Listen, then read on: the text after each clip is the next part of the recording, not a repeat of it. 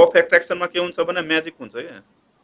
जस्तै हाम्रो 2D world हुन्छ, 3D वर्ल्ड हुन्छ, 4D वर्ल्ड हुन्छ हैन। 2D मा के हुन्छ? 2D भनेको एउटा इमेज हो क्या। फोटो हुन्छ नि त्यो 2D हो।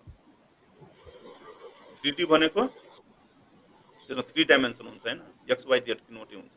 जस्तै घर भयो अथवा कुनै अब्जेक्ट भयो हैन, जस्तै यो गिलास भयो 3D भयो। र म्याजिक भनेको के हुन्छ? 4D हुन्छ क्या। जस्तै 2D 3D मा के हुन्छ? लजिक हुन्छ हैन। लजिक हुन्छ मतलब कुनै कुरा हुनुमा त्यसमा लजिक हुन्छ कि यो कारणले गर्दा यो यस्तो भएको हो। तर 4D मा लजिक हुँदैन। र म्याजिक हुनलाई लजिक चाहिँदैन क्या। No logic, only magic.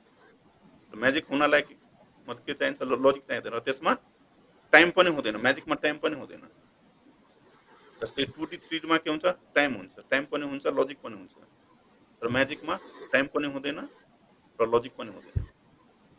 कुनै चमत्कार भइदियो, चमत्कार भयो किन भयो हैन, त्यसको कुनै कारण हुँदैन, भयो भयो। र त्यसको लागि म्याजिक हुनलाई हैन त्यो मतलब कुनै चमत्कार हुनलाई टाइम हुँदैन क्या।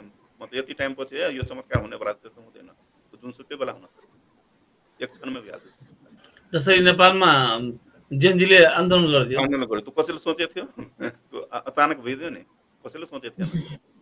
त्यसरी हाम्रो नेपाल प्रगति पनि गर्न सक्छ, त्यस्तै जे पनि हुन सक्छ। अब राम्रो कुरा भयो भने त हुन्छ। जस्तो उसको सोच हेर्छु हैन, त्यो अनुसार गयो भने त वास्तवमा प्रगति हुन्छ हैन। Corrupt people will be eradicated from our country, throughout the country and the universe. अहिले इन्डियामा पनि सुरु हुन सुरु भइसक्यो। अब यसको इफेक्ट त पर्छ नि त। इन्डियामा पनि भयो, अब त त्यसलाई दबाउन खोज्दैछ। तर अहिले पुस्ताले त त्यो सोच्दैन, किनभने अहिले इन्फर्मेसन युग हो हैन। अहिले सबै कुरा सबैले थाहा हुन्छ क्या। त्यसैले गर्दा त्यो पहिला जमानामा इन्फर्मेसन कसैसँग हुँदैन थियो, त्यसले गर्दा मतलब मान्छेलाई दबाउँथ्यो, दबाएर बस्थ्यो। सही कुरा। अहिलेको जमानामा हुँदैन। अहिलेको जमानामा इन्फर्मेसन कट गरे पनि त्यो आफै कट भइहाल्छ। हो, जस्तै अस्ति नै त्यो इन्फर्मेसन मतलब त्यो सोशल मिडिया बन्द गर्नु पर्थ्यो भयो, त्यो इन्फर्मेसन कट गर्नु हो, बन्द गर्नु हो। त्यसले गर्दा यस्तो हंगामा हुन्छ। पहिले त कसैलाई त्यो रोक्न सक्दैन।